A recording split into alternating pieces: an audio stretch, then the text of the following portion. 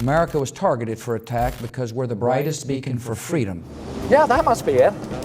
America is great right now. Wrong!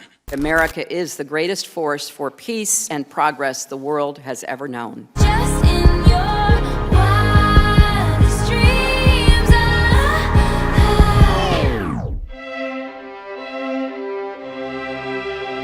When you see Bush and Obama remixed, they are not spouting the platitudes and cliches of, say, American foreign policy or the governmental position.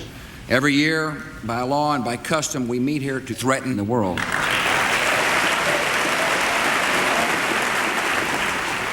And this is, of course, where the idea of the Nietzschean creative lie comes from. It's not a lie predicated on an ideational truth. That's really where the lie lies. The real truth lies in your creative subversion of that surface by entering the depths. It's almost like a volcanic substructure bubbling to the surface, an overwhelming conventional truth with the real blood and guts of the body. In terms of its association with a philosopher like Deleuze, it's closely tied in with Deleuze's distinction between the movement image and the time image in his two cinema books. The movement image is basically a perceptual image where it caters to our need and desire to create cause and effect continuity between things. According to Deleuze, shortly after World War II, that started to break down, and you became far more aware of the presence of the splice, but also an imminent time between the two shots. And this imminent space is, of course, a space that is not really on the surface. So I think the idea of, is PRV, for example, a semiotic activity? Is it tied in with a kind of post-structural approach to language? I'm not sure that it is. I think it's an undermining of semiotic activity. And the reason I say that is that the semiotic, in Deleuze's definition, is that it's much more a surface activity. It's much more of an extensive making sense and naming. And even though there's a lot of text in PRV, the text is in many ways jammed. It stutters. I mean, you're very aware of the fact that it's a composite of different takes from different situations strung together. Send your kids to college. I promise that when they graduate, they will be required to pay for 2 wars, 2 tax cuts, and all of their debt will be forgiven after 200 years.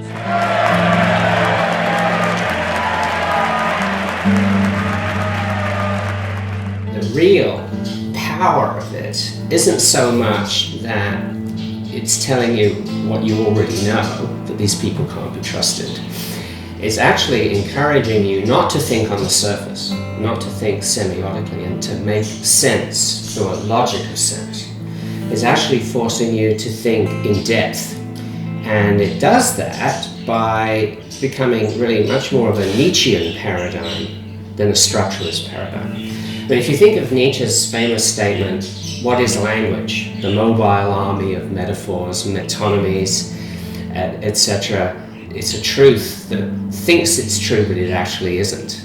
It's just a series of worn-out cliches. Trash. I would say that PRV is in many ways a manifestation of that statement by Nietzsche, that it's drawing attention to the fact that it's a series of worn-out metaphors, and you have to look for truth somewhere else. And tonight I have a message for the people of Iraq. Go home and die.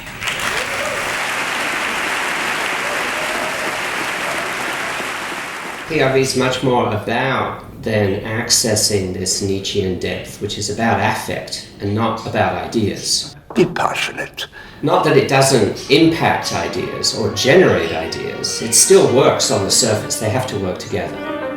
But I think it's all the more powerful because it's not an intellectual exercise. When you're looking at the remixes of, say, Bush, you're really feeling what's going on in terms of the ramifications of this cynical view of the world. Time is on your side. It's on your side.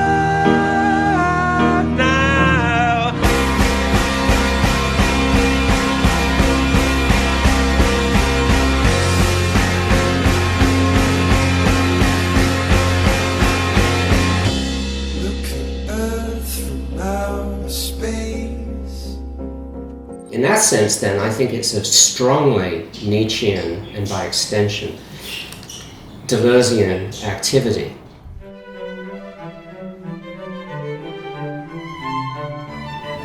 I mean, if you wanted to really go back, it's the pre-Socratics that Remix is closely aligned with. Heraclitus. Heraclitus is notable for the man who argued that when you put your foot in a stream, the stream continues to flow, and it's never the same water that passes your foot at any given moment. In effect, the idea that life is a constant becoming, and reality is a constant becoming. And of course, that's obviously right at the heart of both Nietzsche and Deleuze. And it runs counter to the dominance of the idea and the universal transcendental aspect of Platonism, where all language is an attempt to find its transcendental source in the idea or form, which remains the same. It's static, it doesn't change, it's not about movement at all. It's really with the dominance of Platonism that runs through Descartes, I think, therefore I am, therefore it's my ideas and thoughts that override, say, the pulsations of my body. The figure who frees us from that and reattaches us to Heraclitus really is Spinoza. Spinoza. And you could really argue that Deleuze and Nietzsche are fundamental Spinozists. How? Because intrinsic to Spinoza is the idea that ideas derive from the body, and the whole purpose of ethical existence is to further and push the limits of what the body can do in terms of how it interacts with other bodies and how other bodies interact with it. And it's hit to left field, curling away from Gibson, dropping for a base hit. Hernandez stumbles, rounding second, falls down, throw comes back to second, now to third, in time there. Hernandez trying to swim his way to the bag. So it cannot be rooted in an individual thinking subject. It has to be rooted in the multiplicity of an interactive subjectivity. So there's a strong continuity between those immanent philosophers as opposed to transcendentalists. And I would argue that if you wanted to ground Remix, that's the tradition that you would have to put it into.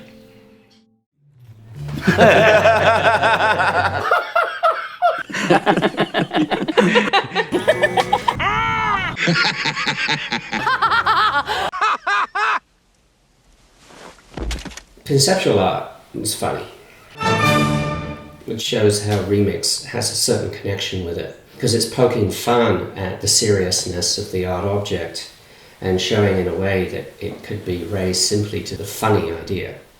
This is also actually an issue in Deleuze, because Deleuze doesn't ignore height either.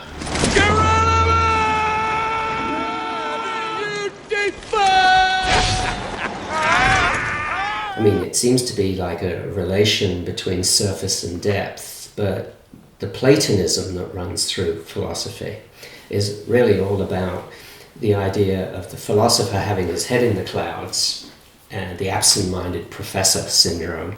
Everyone waited half an hour. For? Class. You missed class today. And is so rarefied that he's not seeing the thing that he's tripping over on the surface. Which is, pure slapstick. Socrates, of course, was a slapstick figure early on in Plato's dialogues. He's like a cross between Falstaff and, a clown. What the hell kind of clown are you? The crying on the inside kind, I guess. It is out of the humor and the slapstick that truth can be generated. So you could argue in a way that there's a certain Neoplatonist quality running through it as well. That's why I think it's a danger to separate these threads of philosophy where you just become an advocate of so-called Nietzschean depth. But because his aphorisms are funny too. Yes, it's true.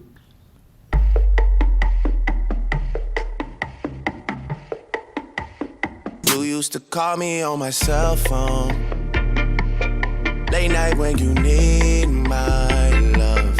Call me on the cell phone. Some people dance like this. Call me on the cell phone.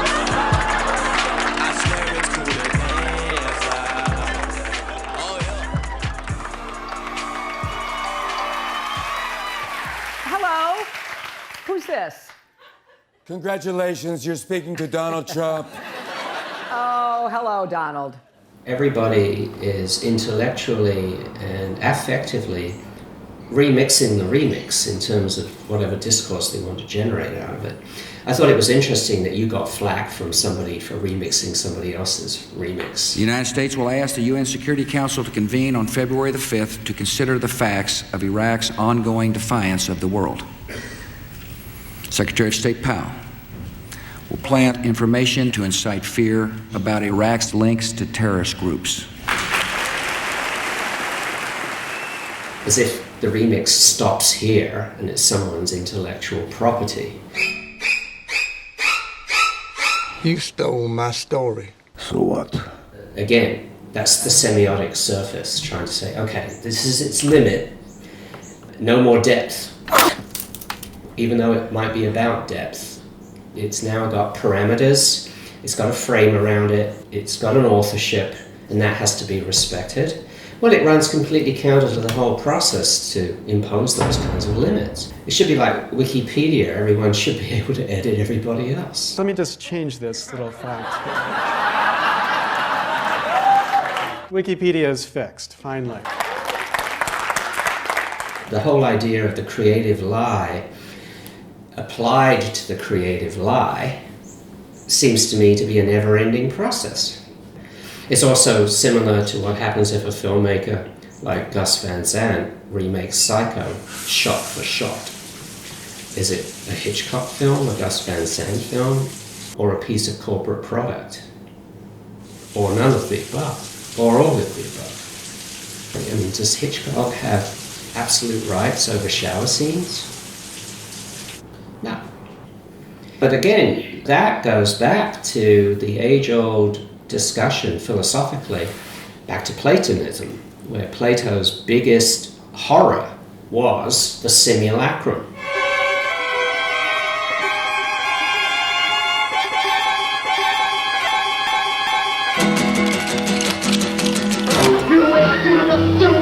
This is not for children's eyes. You have the original,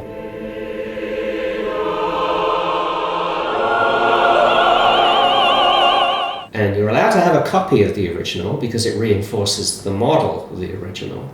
And then all you need to do is sort out the good copies from the bad copies. I'm aiming at you, lover.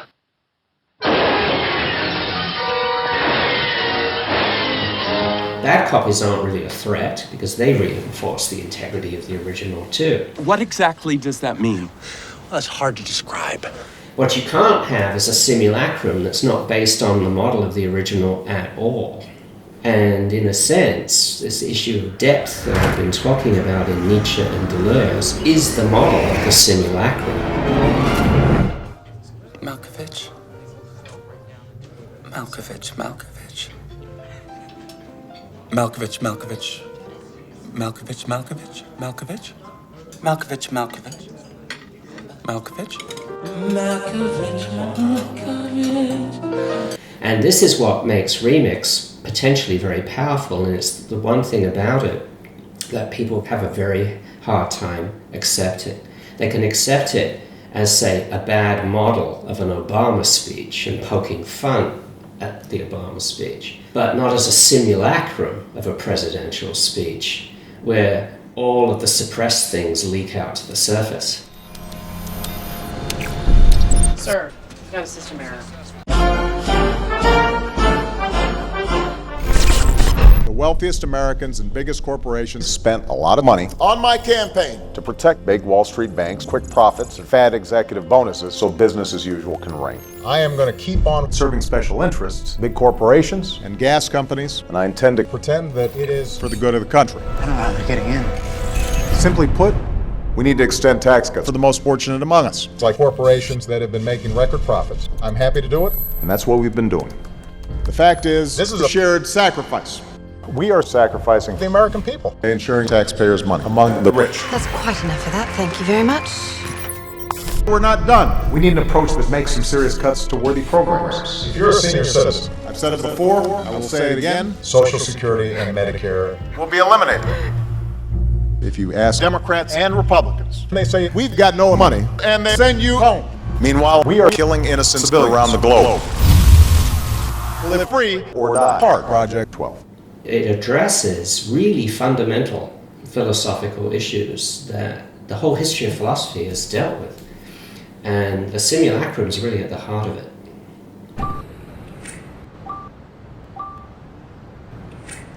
Hi, what's up? Hey.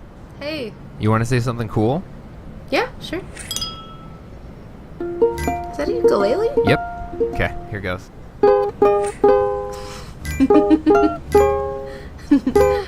That's beautiful. That is effectively what it's really all about. It's designed to bombard you with ads under the illusion of having choices. Such an illusion. And the fact is that there is no walking through any kind of reality without the constant awareness that you need to be consuming in some way, shape, or form. It's, in effect, invading the phenomenological body with the semiotics of consumption at all times. And it's not that much different than driving along the street and seeing billboards.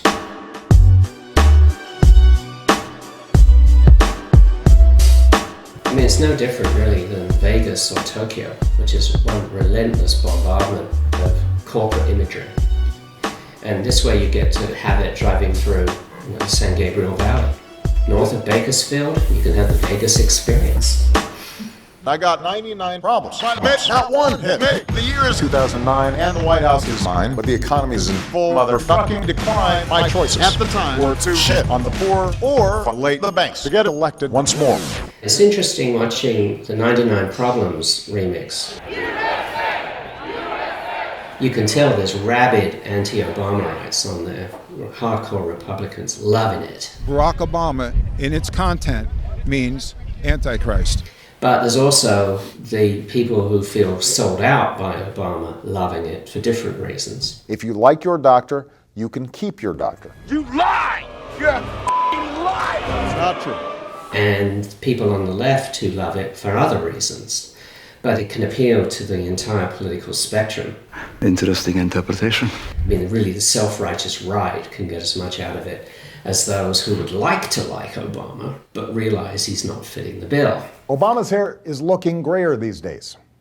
Can't imagine why, since he doesn't seem to be one bit worried about all that's going on. That particular positioning where the left has to be self-critical is really important, I think. We invade countries, so we have all they own. I have a dream. Well, I have a drone. I mean, I think that really registers with people. And it's about, God, what does it come to? Where is this headed?